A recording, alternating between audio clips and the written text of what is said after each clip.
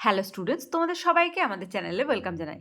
দেখো, আজ আমরা ক্লাস 8-এর জিওগ্রাফির তোমাদের প্রশ্নবিচিত্রাতে 6 number of school Marisda BKJ Banipith HS এই স্কুলের সমস্ত কোশ্চেন আনসারগুলি আজকে আমরা সলভ করে নেব।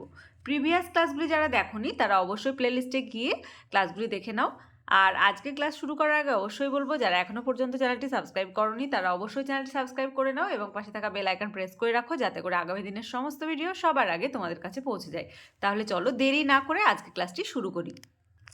আজকে ক্লাসের ফার্স্ট কোশ্চেন দেখো, পৃথিবী পৃষ্ঠের গড় তাপমাত্রা হলো, খুব ইম্পর্টেন্ট কোশ্চেন, এটা স্টার্ট দিয়ে রাখবে। পৃথিবী পৃষ্ঠের গড় তাপমাত্রা হলো 15 ডিগ্রি সেন্টিগ্রেড।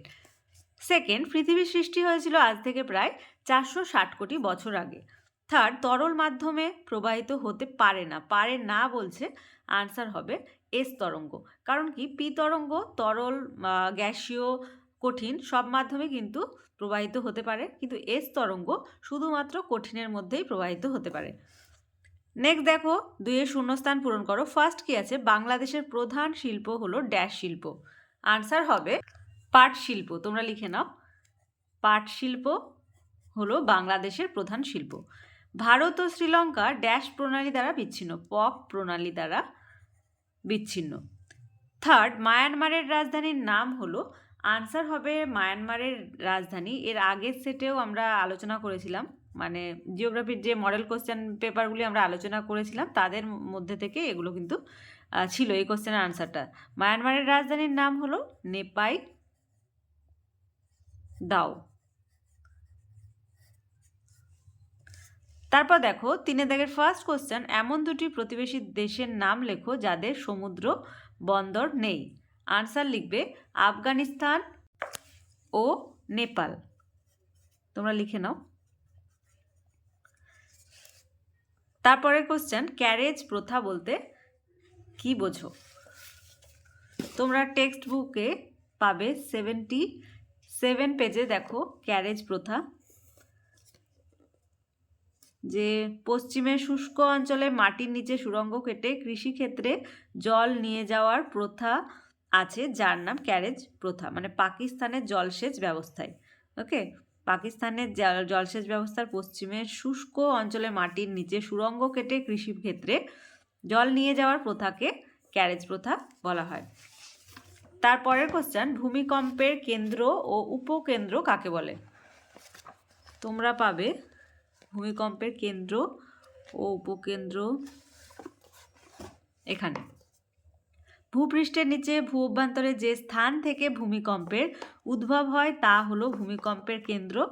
আর উপকেন্দ্র বলেছে যে কেন্দ্র থেকে ঠিক উল্লম্ব দিকে ভূপৃষ্ঠের যে বিন্দুতে প্রথম কম্পন পৌঁছায় সেটা ভূমিকম্পের উপকেন্দ্র। তারপরের কোশ্চেন, অভিসারী পাতসীমানায় কিভাবে ভঙ্গিল পর্বতের সৃষ্টি হয় ছবি এঁকে দেখাও। এর আনসার আমি স্ক্রিনে মেনশন করে দেবো, সেখান থেকে তোমরা লিখে নাও।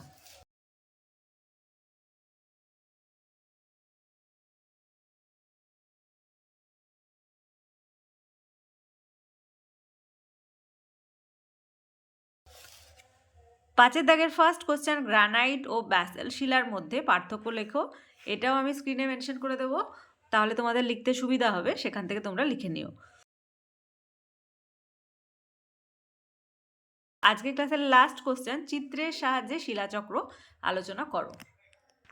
আনসার লিখবে, অগ্নুদ্গমের মাধ্যমে বা ভূপৃষ্ঠের কোনো দুর্বল ছিদ্রপথে ম্যাগমা ভূপৃষ্ঠে লাভারূপে বেরিয়ে এসে অথবা ভূ অভ্যন্তরের শীতল ও কঠিন হয়ে আগ্নেয়শিলা সৃষ্টি করে। পরে এই শিলা নদী, বায়ু, হিমবাহ প্রভৃতি প্রাকৃতিক শক্তির প্রভাবে ক্ষয়প্রাপ্ত ও অপসারিত হয়ে কোনো সমুদ্র, হ্রদ বা নদীর তলদেশে বহু বছর ধরে সঞ্চিত ও কঠিন হয়ে পাললিক শিলা সৃষ্টি করে। আগ্নেয় ও পাললিক এই দু ধরনের শিলা ভীষণ তাপ, চাপ অথবা রাসায়নিক বিক্রিয়ার মাধ্যমে দীর্ঘ সময় ধরে পরিবর্তিত হয়ে রূপান্তরিত শিলায় পরিণত হয়। আবার বহু বছর পর এই 3 ধরনের শিলা ভূ অভ্যন্তরের বা ভূ আলোড়নের ফলে ভূগর্ভে প্রবেশ করলে ম্যাগমায় পরিণত হয়। এই ম্যাগমা থেকে আগ্নেয় শিলা সৃষ্টি হয়। আবার কখনো রূপান্তরিত শিলা বিভিন্ন প্রাকৃতিক শক্তি দ্বারা ক্ষয়প্রাপ্ত ও অপসারিত হয়ে নদী, সমুদ্র বা হ্রদের তলদেশে সঞ্চিত হয়ে ও জমাট বেঁধে পাললিক শিলা তৈরি করে। প্রকৃতিতে শিলার উৎপত্তি ও এক শিলা থেকে অন্য শিলায় রূপান্তর একটি নির্দিষ্ট নিয়মে চক্রাকারে আবর্তিত হয়ে চলেছে। এইভাবে ক্রমান্বয়ে 3 প্রকার শিলার বিভিন্ন পদ্ধতিতে চক্রাকারে আবর্তনের সম্পূর্ণ প্রক্রিয়াটি হলো শিলাচক্র। আর এই ডায়াগ্রামটা তোমরা দেবে, দেখে নাও। তাহলে আজকে দেখো 6 number of school Marisda BKJ Banipith HS এই স্কুলের আজকে আমরা সমস্ত কোশ্চেনের আনসারগুলি সলভ করে নিলাম। আজকের ক্লাসটি যদি ভালো লেগে থাকে তাহলে অবশ্যই একটি লাইক দেবে। তোমরা খুব ভালোভাবেই জানো তোমাদের একটা লাইক দেখলে আমরা খুব খুব খুব খুশি হই। তাই লাইক না দিয়ে তোমরা কিন্তু কোথাও যাবে না। আর ভিডিওটি কী করবে, বন্ধুদের সঙ্গে অনেক অনেক অনেক বেশি করে শেয়ার করবে। তোমাদের প্রতিটি বিষয়ের ক্লাস শুরু হয়ে গেছে, তাই যারা এখনও পর্যন্ত ক্লাসগুলি দেখোনি তারা অবশ্যই প্লে লিস্টে গিয়ে ক্লাসগুলি দেখে নাও, অথবা এই ভিডিওর ডেসক্রিপশন বক্সে লিঙ্ক দেওয়া থাকবে, সেখান থেকেও তোমরা ক্লাসগুলি দেখে নিতে পারো। আর আজকে ক্লাস যারা প্রথমবার এসেছো তারা অবশ্যই চ্যানেলটি সাবস্ক্রাইব করে নিও এবং পাশে থাকা বেল আইকন প্রেস করে রাখবে, যাতে করে আগামী দিনের সমস্ত ভিডিও সবার আগে তোমাদের কাছে পৌঁছে যায়। আর আমাদের ক্লাসগুলি তোমাদের কেমন লাগছে তোমরা অবশ্যই কমেন্টের মাধ্যমে জানাতে কিন্তু ভুলবে না। তোমাদের জন্য একটি টেলিগ্রাম গ্রুপ ওপেন করা হয়েছে, যদি সেই গ্রুপে কেউ জয়েন হতে চাও এই ভিডিওর ডেসক্রিপশন বক্সে লিঙ্ক দেওয়া থাকবে, সেখান থেকে তোমরা জয়েন হতে পারো। তাহলে এই পর্যন্তই, তোমরা সবাই ভালো থেকো। Thank you.